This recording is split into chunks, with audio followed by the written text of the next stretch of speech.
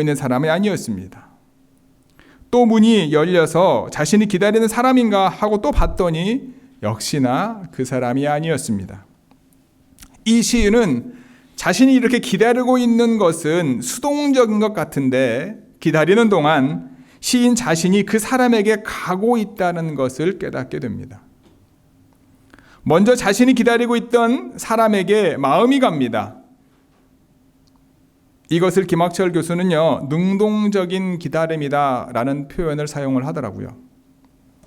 기다림은 수동적인 것처럼 보이지만 그리스도인들의 기다림은 능동적인 기다림이다 라고 표현을 합니다. 능동적인 기다림은요, 올 그 사람을 늘 잘 생각하는 거예요. 아름다운 그 사람, 보고 싶은 그 사람을 생각하면서 그 사람에 대해서 그 사람이 내 마음 가운데 가득 차게 된다. 그러면 이상한 생각이 들지 않는다. 이렇게 표현을 하더라고요. 그러면서 대림절의 의미를 능동적인 기다림이다. 예수 그리스도를 간절히 기다리는 능동적인 기다림이다. 이런 표현을 사용합니다. 이것을 이제 대림절의 의미다라고 그 교수님이 얘기하더라고요. 예수 그리스도를 닮아가는 능동적인 기다림이 곧 대림절이다. 예수 그리스도를 닮아가는, 그래서 그분을 생각하며 그분의 은혜와 그분의 사랑과 그분 존재 자체가 늘 우리 마음 가운데 가득 차고 넘치는 능동적인 기다림으로 여러분들 마음속에 주 예수 그리스도가 은혜가 늘 충만하게 되기를 주님의 이름으로 간절히 축복합니다. 초대교회 당시 아마 초대교회에서 가장 영향력이 있는 올해의 인물로 선정했다면 아마 해마다 조금은 다르겠지만 베드로 또는 사도 바울 비롯한 예수님의 제자들이 거론되었을 겁니다. 특히 베드로는 예수님의 공생애에서부터 시작하여서 초대교회 시대에 이르기까지 아주 중요한 인물입니다. 예수님의 수제자였고요.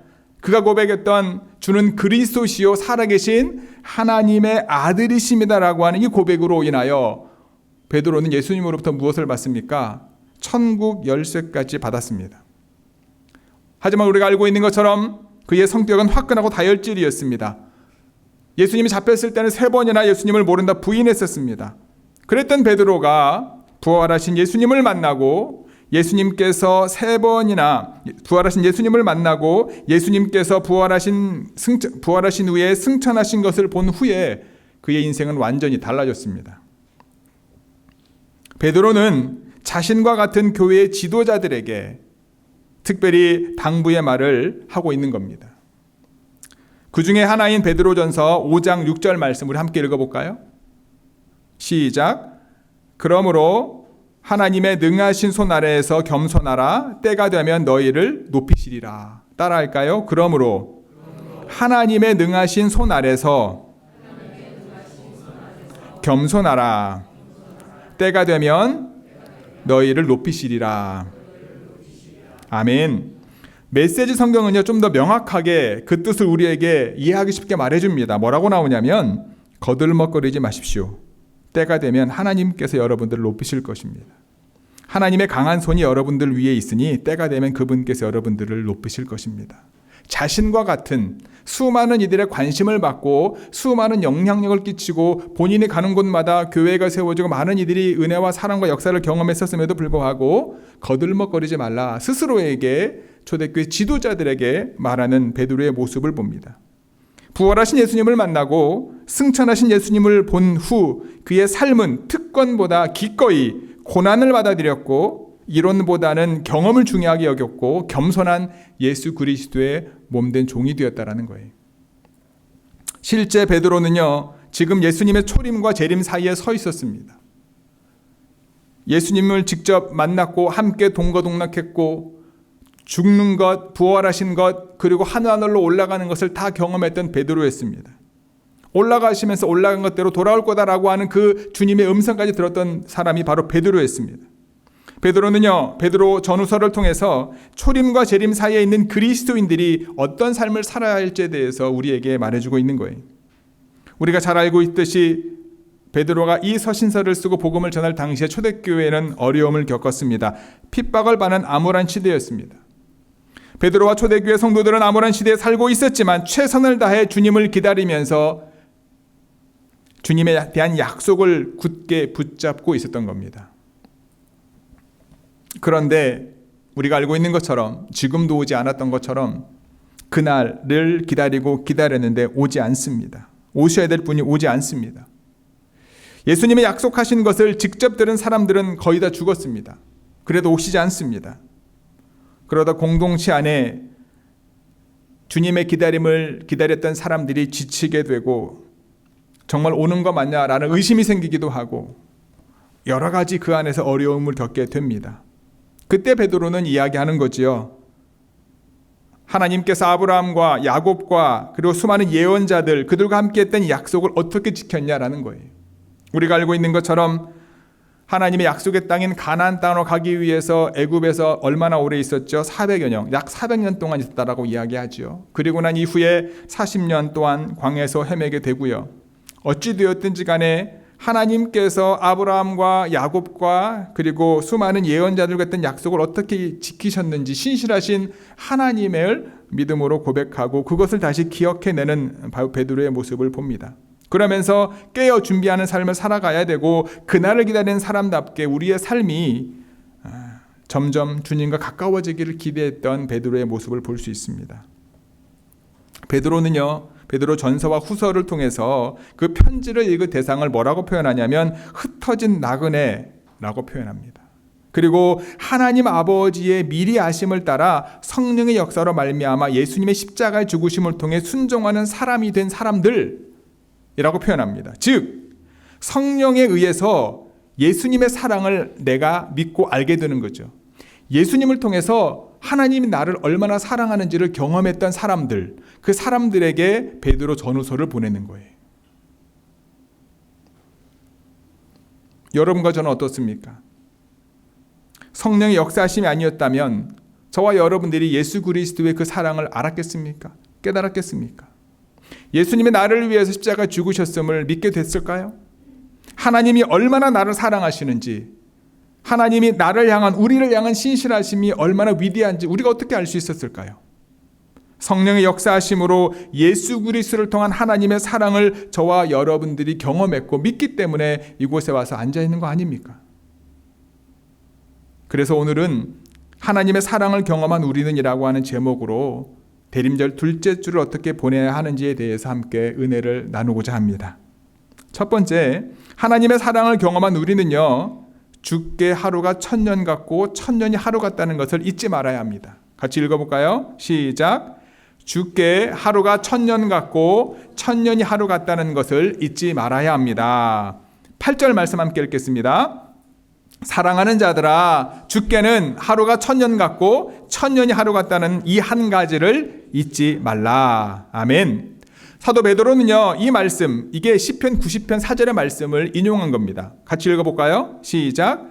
주의 목전에는 1000년이 지나간 어제 같으며 밤의 한순간 같을 뿐임이니이다. 아멘.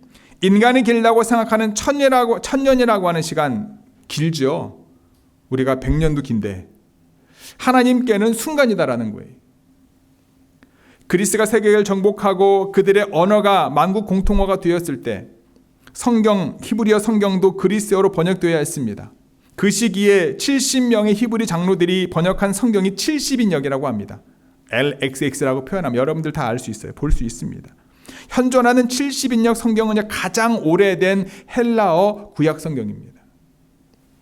이 성경에서 본문 말씀을 어떻게 표현하냐면 1000년이란 너희 눈에 마치 지나가 버린 어제의 그날과 같다, 이렇게 표현합니다. 이 말씀은 우리가 가지고 있는 인간적인 기준, 인간의 시간 방식으로 하나님께서 약속을 성취하시는 시간의 어떤 느림과 빠름을 평가할 수 없다라는 표현인 거예요. 베드로는요, 하나님이 일하심에 있어서 우리가 생각하는 시간은 전혀 문제가 되지 않고 있다라고 지금 얘기하는 거예요. 그래서 시간과 때에 관심을 갖는 것이 아니라 하나님의 신실하신 하나님께서 어떻게 그분의 말씀과 약속을 이루시는지에 관심을 가져라, 이 얘기를 하는 거예요. 이 말씀은 하나님께서 이렇게 오래 기다리시고 참는 이유에 대해서 구절을 말하지 않습니까? 뭐라고 말합니까? 그 이유는 무엇입니까? 이 땅에 있는 모든 사람들이 그들의 경건치 못한 삶의 모습으로 인해 멸망치 않고 모두가 다 회개하기에 이르기를 원하고 계셨기 때문이다. 베드로의 고백입니다. 본문에서 더디다라고 하는 헬라어 표현이 꾸물거리다라는 뜻입니다. 몸을 비비꼬면서 하기 싫어서 꿈틀게 하는 행동하는 모습을 묘사합니다. 본문에서 말은 어떠니 믿음이 없는 사람들이겠죠. 그분은 주님의 약속의 말씀을 이루어지지 않을 거야. 지금 보아 현실 가운데 이루어지지 않고 있지 않냐. 아니 하나님께서 꾸물거린다고 생각했습니다. 베드로는 이것을 하나님께서 믿음이 없는 사람들, 그들의 건강하지 않은 삶으로 인해 멸망당하지 않고 회개할 수 있는 기회를 주신 거라고 분명하게 말하고 있는 거예요. 신학적으로 하나님의 시간은 영원하다고 표현하고요. 인간의 시간은 유한하다고 말합니다. 베드로 당시에 초대교회가 처했던 암울한 상황 속에서 주님의 재림을 고대하는 초대교회 공동체는요. 이 어려움과 이 고난이 끝이 없다라고 하면 얼마나 힘들겠습니까? 하지만 끝이 있다라는 믿음의 고백이 있었던 거예요. 왜냐? 언제? 주님이 다시 오실 것이라고 약속했기 때문에. 그것을 들은 사람이 있고 그것을 본 사람이 있고 보고 들은 사람에 의해서 말씀을 들었기 때문에 그런 믿음의 고백이 그들 가운데 있었던 거예요. 그래서 힘들고 어렵지만 이것이 계속되는 게 아니라 언젠가는 끝날 거야 라고 하는 희망, 이 또한 지나가리라고 하는 희망, 그것이 그들로 하여금 믿음 안에 굳게 서게 했던 겁니다. 그래서 대림절 첫 주에는요, 희망의 초를 밝히고요, 둘째 주에는 그분의 긍휼과 사랑의 표현으로 사랑의 초를 밝혔던 겁니다. 이 시간이 인간에게는 길고도 긴 시간이지만 하나님의 시간에서는요, 어느 한 순간이다라고 하는 겁니다. 그렇기 때문에 인간의 시간을 살아가는 우리가 주님의 재림의 때가 언제인지 알고자 하는 것은 아주 어리석은 짓이다라는 겁니다. 우리가 유일하게 할 수 있는 것은 무엇입니까? 그분의 은혜를 구하면서 초림과 재림 사이의 시간을 하나님의 뜻이 무엇인지를 분별하고 믿음 가운데 살아가는 것이다. 부활하신 예수님께서 하늘로 올라가신 후에 많은 시간이 지났습니다. 그리스도인들은 이미 오랜 기간 그리스도의 재림을 기다려왔습니다. 여전히 인간이 느낄 수 있는 시간, 긴 시간을 기다려야 할지도 모릅니다. 우리 세대에 주님이 안 오실 수도 있습니다.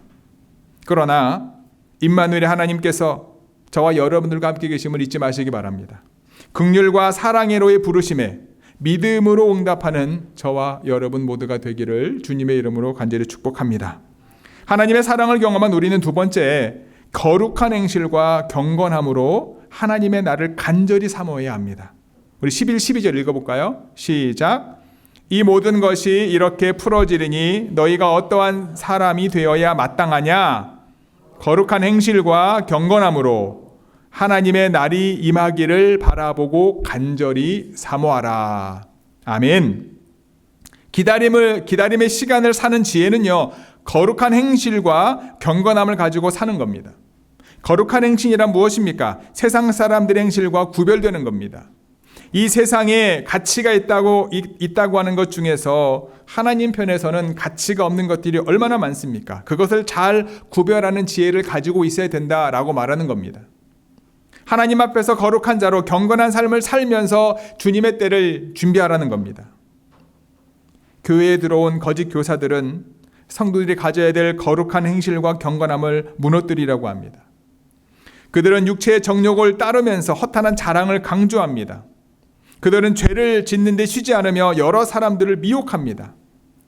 그리스도인들을 미혹해서 믿음에서 멀어지게 하는 거짓 교사들, 교회 안에도 있는 교만과 부도덕과 음란과 탐욕과 수많은 신성모독과 비방과 고집, 이런 거짓 교사들은 거짓 진리와 도덕적 부패가 베드로 당시의 교회에 암세포와 같이 퍼져 있었던 것 같습니다. 지금도 우리가 늘 이야기하는 것처럼 하나님이 원하는 교회가 무엇인가라는 거예요.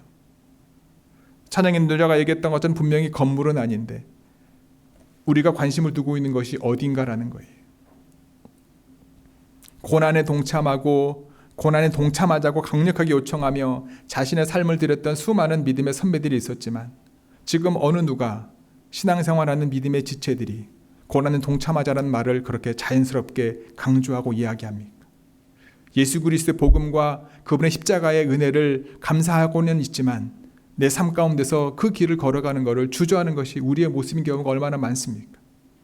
교회가 어려움을 겪는 것 당연함에도 불구하고 그것에 대해서 잘못됐다라고 말하고 오히려 정부와 싸우는 우리의 모습을 발견하는 게 얼마나 많은지 모릅니다. 베드로 당시에 초대교회뿐만 아니라 우리가 지금 지내고 있는 이 교회 안에도 하나님이 원하지 않는 우리의 마음을 미혹해하고 우리의 감정과 본능을 일으키면서 내 안에 있는 교만과 부도덕함을 드러내는 너무나 많은 모습들이 있는 줄 우리는 기억해야 될 것입니다. 세상 사람들과 그리스도인들의 모습과 구별되지 않는 것, 교회 안에 다툼이 너무나 많고 쉽게 화해하지 않고 신실하지 않고 성실하지 않고 내 안에 이면의 생각 때문에 다른 사람을 모함하고 비난하고 교회 재판이나 더 나아가서 교회 문제를 세상 재판에 가지고 가는 경우가 얼마나 많습니까? 하나님을 따라 거룩하게 살아가는 사람들보다 세상이 원하는 내 본능과 감정을 불러일으키는 것을 쫓아가는 사람들이 얼마나 많습니까? 하나님의 말씀을 묵상하고 말씀의 능력으로 살아가기보다 세상의 정보와 지식이 내 삶에 가치가 있고 윤택하다고 여기는 사람들이 얼마나 많습니까? 하나님의 말씀으로 치유받고 회복되기보다 요가나 명상을 통해 자신을 힐링하려고 노력합니다. 자연을 통해 수많은 취미와 몸이 요구하는 정욕과 이생의 자랑을 통해 치유받기를 원합니다. 교회가 그런 것을 지원하고 서포트합니다. 예전에 여러분 좀 한국이 제가 있을 때만 해도 어떤 취미 생활에 대해서 좀 이렇게 넓어지지 않았었거든요. 그러니까 등산하는 거 정도 아니면 테니스 하는 거 정도였는데 요즘은 골프 인구가 1,000만이 넘는다고 얘기하고 저는 골프보다 더 놀랬던 게 뭐냐 하면 자전거 타시는 분들이 엄청 많아졌어요. 그러니까 한국이 자전거 도로가 되게 많이 발전했지 않습니까? 자전거 타는 인구가 좋아진 것은 괜찮아요. 저희 장모님 장인어른 자전거를 타시니까 중랑구에 사시는데 청계천까지 오셨다가 의정부에 갔다 오시니까 실제. 근데 건강을 위해서 좋지요. 근데 이제 유튜브에서 본 얘기가 이제 그 인터뷰어가 이제 우리나라는 이제 복이 좋아야 되더라고요. 보니까 사이클도 그냥 이렇게 입고 타는 게 아니라 사이클 복이 있고 사이클 헬멧이 있고 모든 장비가 다 있더라고요. 근데 문제는 그 인터뷰어가 이 자전거 얼마냐고 묻는 거예요. 여러분들 자전거 사이클 여러분들이 생각하기에 비싸면 얼마가 비싼 거라고 생각하십니까? 네? 1,000만 원. 네. 1,000만 원이면 중가입니다. 중가. 900에서 1,000만 원 정도면 중간 정도 되는 거고 실제 1,000만 원, 2,000만 원 자동차 값까지 하는 자전거가 있더라고요. 그걸 갖고 다녀요.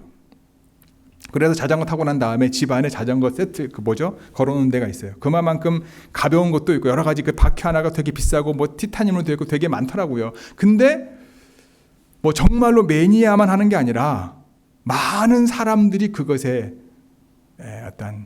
그걸 통해 본인 힐링을 받기를 원하고요. 그런 동호회를 통해서 하는 것도 많고 자전거 사이클 뿐이겠습니까만. 근데 교회에서 그걸 지원하는 경우도 있습니다. 그런 교회 안에서 동아리나 서클 모임을 하게끔 하는 경우도 있고요. 실제적으로.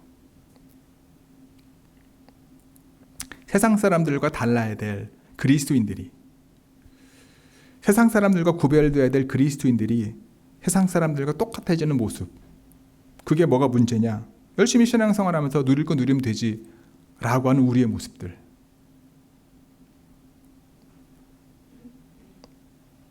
하나님의 말씀으로 치유받고 회복되기보다 또 다른 무엇인가로 내 마음이 위로받고 격려받고 인정받기를 원하는 우리의 모습. 우리들이 이런 모습들은요, 주님이 오실 때를 기다리는 준비하는 자들의 모습이 아니다라는 거죠. 하나님께서 뭐라고 말씀하십니까? 죄와 죽기까지 싸우고 경건하라 말합니다. 나도 거룩하니 너희도 거룩하라. 세상과 구별되라 분명하게 말씀하고 있죠. 디모데전서 4장 4절 5절 뭐라고 말씀합니까? 함께 읽어볼까요? 시작. 하나님께서 지으신 모든 것이 선함에 감사함으로 받으면 버릴 것이 없나니 하나님의 말씀과 기도로 거룩하여 짐이라. 아멘. 하나님의 사랑을 경험한 우리는 거룩한 행실과 경건함으로 하나님의 나를 간절히 사모해야 되는데 그 비결이 무엇입니까? 말씀과 기도를 가까이 하는 겁니다. 여러분, 하나님이 우리를 너무나 사랑하셔서 이와 같은 은혜의 길을 열어놓으셨다라고 여러분 믿으셔야 돼요. 기도하는 거 어렵고 말씀 읽는 거 어렵고 말씀대로 사는 거 어렵고 힘들고 너무나 쉽지 않다라는 얘기를 합니다. 저도 마찬가지고요. 고난에 대한 이야기하는 거 두려워합니다.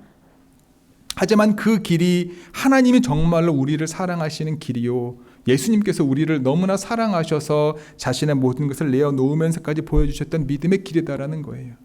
그리고 수많은 믿음의 선배들, 베드로와 함께했던 많은 초대교회 믿음의 선배들이 그 삶을 살았다라는 거예요.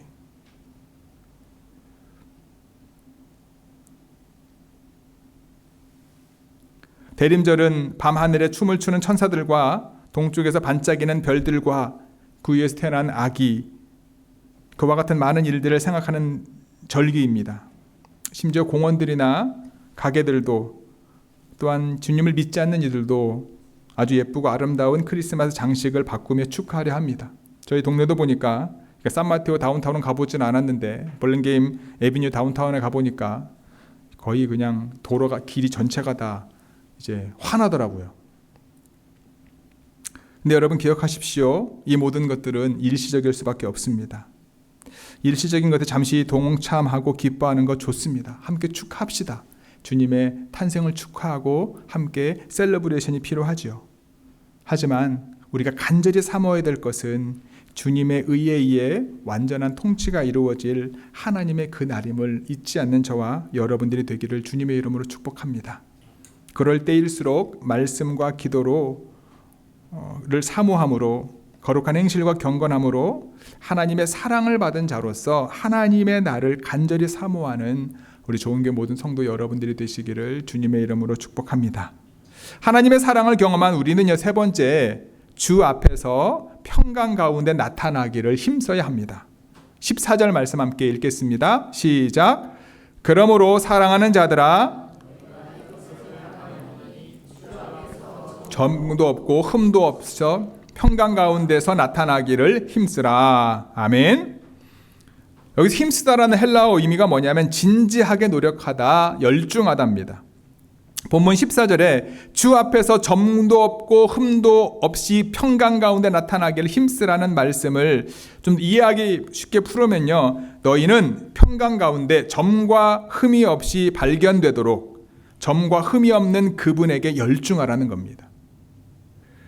베드로는 당시 그리스도인들에게 주 앞에 서기 위해서 점도 없이 흠도 없는 그리스도에게 열중하라고 얘기하는 거예요.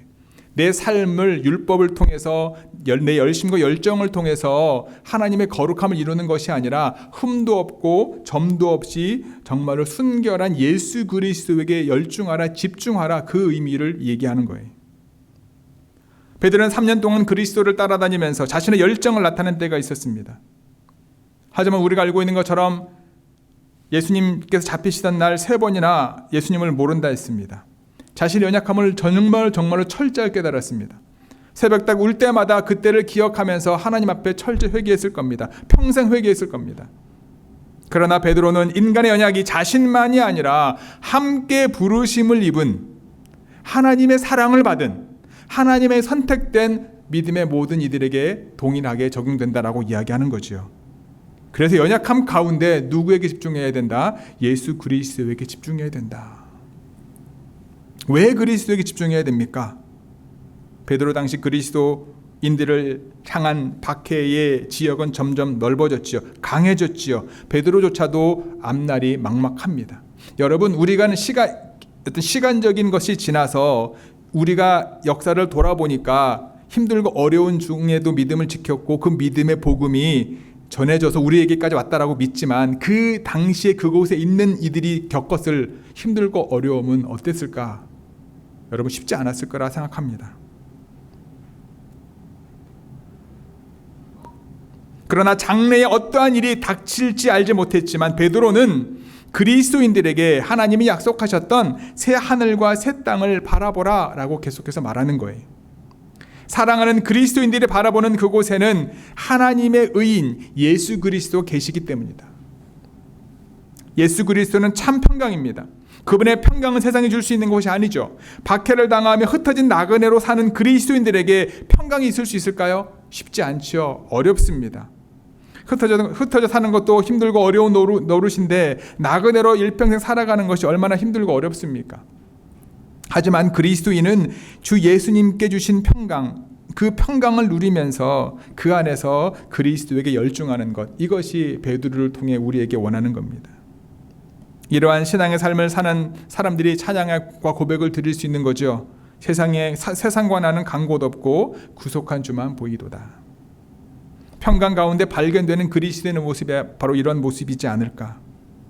철로 역정의 길을 걸으며 많은 사람이 풍랑이는 바다를 보고 두려워하고 수많은 유혹에 넘어지기도 합니다. 예수님을 바라보며 걸었을 때 베드로는 물 위를 걸을 수 있었습니다. 하지만 풍랑을 바라보았을 때 예수님께서 바로 곁에 계셨음에도 불구하고 물속으로 빠져들 수밖에 없었습니다. 그가 주 예수께 열중하는 동안 풍랑이는 바다가 눈에 보이지 않았던 거죠. 지금 저와 여러분들 마음속에 근심과 걱정과 풍랑이 보인다면 여러분들의 눈은 주님이 아닌 풍랑을 바라보고 있는 것입니다. 저와 여러분들의 눈은 주 예수님께 고정되어야 하고 우리의 입술은 주 예수의 이름을 늘 불러야 됨을 잊지 마시기 바랍니다. 우리의 마음은 어디를 향해 있어야 됩니까? 주님께 향해 있어야 됩니다. 예수 그리스도 외에, 예수 그리스도를 믿는 믿음 외에 세상을 이길 수 있는 방법은 없습니다. 우리는 예수 그리스도께 집중하지 않으면 내 영이 어려워질 수밖에 없고 힘들어질 수밖에 없고 영적인 공감 가운데 빠질 수밖에 없음을 기억하시기 바랍니다. 신앙생활 하다 보면 여러 가지 어려운 일들을 만나게 됩니다. 그 어려운 일들 속에서 예수님에 대한 믿음을 가지고 있는 것 쉽지 않습니다. 하지만 히브리서 3장 14절에서 말하는 것처럼 같이 읽어볼까요? 히브리서 3장 14절. 처음 시작할 때 붙든 확신을 마지막까지 굳게 붙들면 마침내 우리는 그리스도와 함께하는 사람들이 될 것입니다. 아멘. 우리가 시작할 때 확신한 것은 무엇입니까? 저와 여러분들로 인하여 하나님의 자녀가 되게 한 것은 무엇입니까? 바로 예수 그리스도의 보혈의 은혜 아닙니까?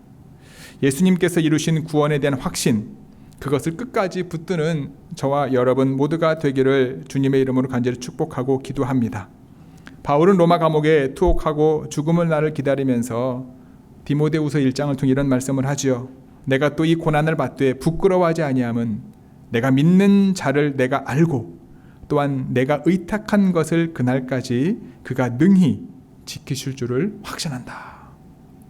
여러분들이 믿고 계신 주님이 어떤 분이십니까? 그분의 약속의 신실하심이 언제까지 어떻게 우리에게 주어질까요? 이 바울의 고백이 베드로의 믿음의 선포가 저와 여러분들에게 주어지게 되기를 간절히 소망합니다.